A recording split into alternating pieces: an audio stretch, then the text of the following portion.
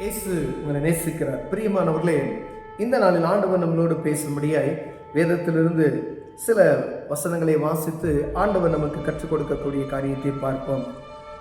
அது 1 கொரிந்தியர் புஸ்தகம் 13வது அதிகாரம் கடைசி வசனம் இப்படியாக சொல்லுகிறது: இப்பொழுது விசுவாசம், நம்பிக்கை, அன்பு இம்மூன்றும் நிலைத்திருக்கிறது, இவைகளில் அன்பே பெரியது.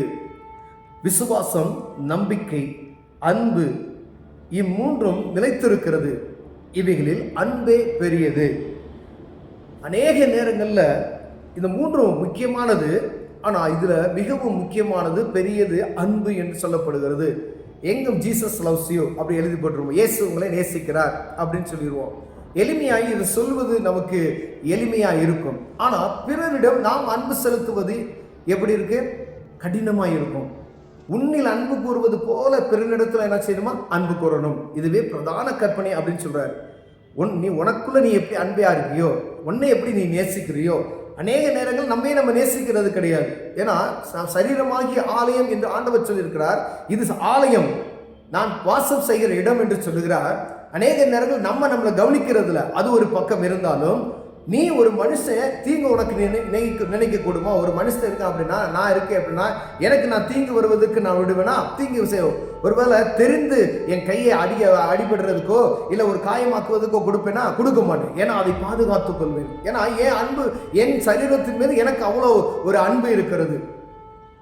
அதே போலதான் உன்னை நேசிக்கிறது போல பிறனை நேசி என்று சொல்லுகிறார். இந்த 3 காரியத்துல விசுவாசம், அந்த இதுல பார்த்தீங்கன்னா அன்பே பெரியது. இதுல ஒரு பெரிய அருமையான பாடல் வரிகளே இருக்கிறது, அன்பே பிரதானம் அப்படின்னு சொல்லி. இங்க பாருங்க, சத்தமிடுகிற வெண்கலம் போலவும் ஓசையிடுகிற கைத்தாளமும் போலவும் இருப்பேன். நான் மனுஷர் பாசைகளை தூதர் பாசைகளை பேசினா அன்பு எனக்கு இராவிட்டால். அன்பு ஒரு மனுஷனுக்குள்ள இல்லை அப்படின்னா, சத்தமிடுகிற வெண்கலம் போலும் ஓசையிடுகிற கைத்தாளம் போலும் இருப்பேன். அன்பு ஒரு மனுஷனுக்குள்ள இருந்தா இப்படி வெறுமையா இருக்கும் பாருங்க. விசுவாசம் இருந்தாலும் அன்பு எனக்கு இராவிட்டால் நான் ஒன்றும் இல்லை. மலையே பேர்க்கத்தக்க ஒரு விசுவாசம் எனக்குள்ள இருந்தாலும் அன்பு எனக்கு இல்லை, நான் அது ஒரு பிரயோஜனமும் இல்லை. எனக்கு உண்ட எல்லாவற்றையும் நான் அன்னதானம் பண்ணினாலும் அன்பு எனக்கு இராவிட்டாலும், சரீரத்தையே சுட்டரிக்குவதற்கு கொடுத்தாலும் அன்பு எனக்கு இராவிட்டால் ஒரு பிரயோஜனம் இல்லை என்று வேதம் சொல்லுகிறது. பிரியமானவர்களே, பாருங்க கீழே, அன்பு நீடிய சாந்தமும் தயவும் உள்ளது, அன்புக்கு பொறாமை இல்லை, அன்பு தன்னை புகழாது, இருமாப்பாயிராது, அயோக்கியமானதை செய்யாது, தற்பொழிவை நாடாது, சினமடையாது, தீங்கு நினையாது, அநியாயத்தில் சந்தோஷப்படாமல் சத்தியத்தில் சந்தோஷப்படும், சகலத்தையும் தாங்கும், சகலத்தையும் விசுவாசிக்கும், சகலத்தையும் நம்பும், சகலத்தையும் சகிக்கும். அன்பு ஒரு காலமும் ஒளிந்து போகாது. ஒரு மனுஷனுக்குள்ள அன்பு இருந்துச்சுன்னா எவ்வளவு காரியங்கள் அதன் பின்னாடி இருக்கிறது பாருங்களேன். பொறுமை, அன்பு, நீடிய சாந்தம், கிருபை, பொறாமை கிடையாது, எதுவுமே கிடையாது. ஒரு மனிதனுக்குள்ள அன்பு இருந்துச்சு அப்படின்னு சொன்னா அந்த அன்பு நிமித்தமாய் எவ்வளவு அக்கிரமமான காரியங்கள் நம்ம விட்டு வெளியேறுகிறது என்பதை வேதம் சொல்லுகிறது. இந்த அன்பு நமக்குள்ள இருக்கிறதா என்று பார்க்கும்படி ஆண்டவர் உங்களோடும் என்னோட பேசுகிறார். பிரியமானதே, ஒரு விசுவாசியா இருப்பது பெரிது. ஆனா விசுவாசியா இருப்ப ஒரு மனிதனுக்குள்ள அன்பு இல்லை என்றால் கிறிஸ்துவை பிரதிபலிக்க முடியாது. பிரியமானவர்களே, அநேக நேரங்கள்ல பாருங்க, ஒரு சில மனிதர்கிட்ட பார்த்தோம் அப்படின்னா, இதை நம்ம அதெல்லாம் செய்யக்கூடாது, அதெல்லாம் செய்யக்கூடாது அப்படின்லாம் சொல்லுவாங்க. அன்பு என்பது எல்லா சக மனிதர்களோடு கூடிய ஒரு அன்பு. உன்னை நேசிக்கிறது போல பிறனை நேசின்னு சொல்றாரு பார்த்தீங்களா? அது ஏழையா இருக்கலாம், பணக்காரன், யாரா வேணா இருக்கலாம். ஆனா அன்பு செலுத்தும் பொழுது பாரபட்சம் இல்லாதபடி அன்பு செலுத்த வேண்டும். அந்த அன்பு இருந்துச்சுன்னா எப்படிப்பட்ட கல்லான இருதயத்தை என்ன செய்யலாம்? உடைத்து விடலாம். பிரியமானவர்களே, ஒரு அன்பு ஒரு மனிதனுக்குள்ள வரும் பொழுது ஒரு துன்மார்க்கமான மனிதனை என்ன செய்ய மாற்ற முடியும். ஒரு அன்புள்ள மனிதன் மற்றவர்களுக்கு போய் உதவும் பொழுது அந்த அன்பின் நிமித்தமாக அவர்கள் ஆண்டவரை தரிசிக்கிறார்கள் என்று சொல்லப்படுகிறது. பிரியமானவர்களே, அப்போ ஒரு மனுஷனுக்குள்ள எவ்வளவு அன்பு முக்கியமானது. இயேசு உங்களை நேசிக்கிறார் என்று சொல்லுகிறோம். இயேசு உங்களை நேசிக்கிறார் என்று நம்ம எத்தனை தடவை சொல்கிறோம். ஆண்டவர் இயேசு நேசிக்கிறார் என்று சொல்லிவிட்டு நான் அந்த பிரதிபலிக்காதவை இருப்பேனானால் ஆண்டவருக்கு என்ன பிரயோஜனம்?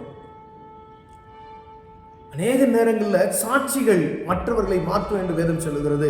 நம்முடைய முன்மாதிரி நம்முடைய செயல்பாடுகள்.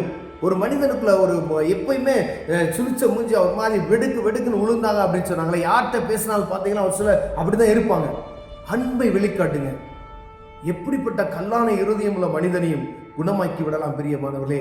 இயேசு கிறிஸ்து ஒரு மனிதனுக்குள்ள இருக்கும் பொழுது அவருக்குள்ள இருந்த அன்பு மற்றவர்களுக்கு என்ன செய்யணும்? கடந்து செல்லணும். எனக்குள்ள இயேசு இருப்பாராயானால் அன்பு எனக்குள்ள ஆட்டோமேட்டிக் என்ன செய்யும்? கிரியை செய்யும் பிரியமானவர்களே.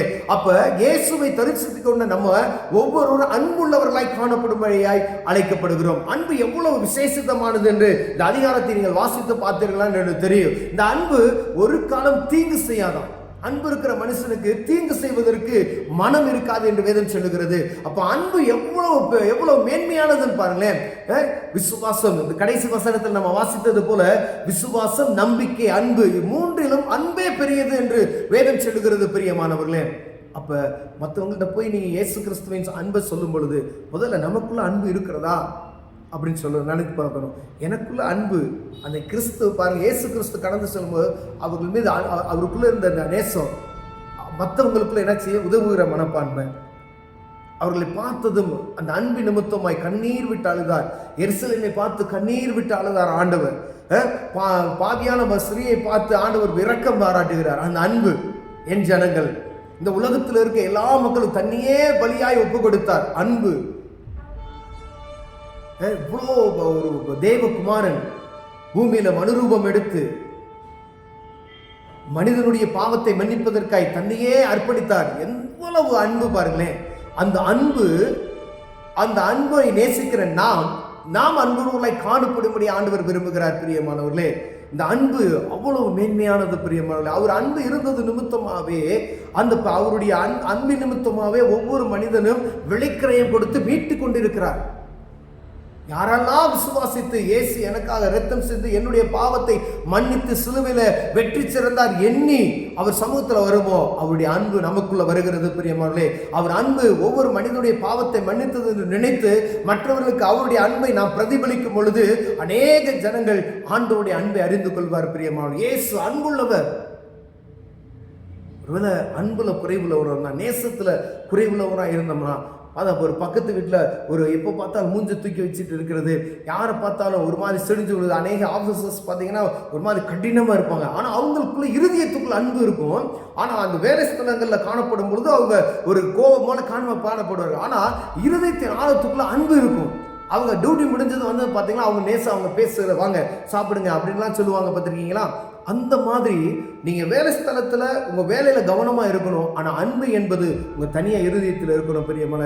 ஒருவேளை நம்மக்கிட்ட இந்த அன்பு என்ற வார்த்தை நமக்குள்ளே கம்மியாக இருக்குமே, ஒருவேளை குறைச்சலாக இருக்குமே, இல்லை அப்படின்னு சொன்னால் தேவ சமூகத்தில் ஆண்டவரே நீங்கள் அன்புள்ளவர் தேப்பனே, அந்த அன்பு எனக்கு கொடுங்க ஆண்டவரே. அன்பு மிகச்சிறந்தது என்று நாங்கள் வேதத்தில் வாசிக்கிறோமே, பிரதிபலிக்கிற கிருபையை தாங்கன்னு சொல்லி கண்களை மூடி ஜெபம் செய்வோம். அன்பு தகப்பனே, ஆண்டவரே அன்பு ஒரு காலம் ஒளிந்து போகாது என்று சொல்லியிருக்கிறீங்க. ஆண்டவரே அன்பு அநேக காரியங்களை செய்கிறதையா, தற்பொழிவை நாடாது, சினமடையாது, தீங்கு செய்யாது, ஆண்டவரே பொறாமைக்குள்ளாது, ஆண்டவரே இப்படிப்பட்டதான காரியங்கள் ஒரே ஒரு காரியத்தை நிமித்தம் அழிந்து போகிறதே. ஆண்டவரே அந்த அன்பு எனக்குள்ளேயும் எங்களுக்குள்ளேயும் தாங்க நாங்கள் செபிக்கிறையா.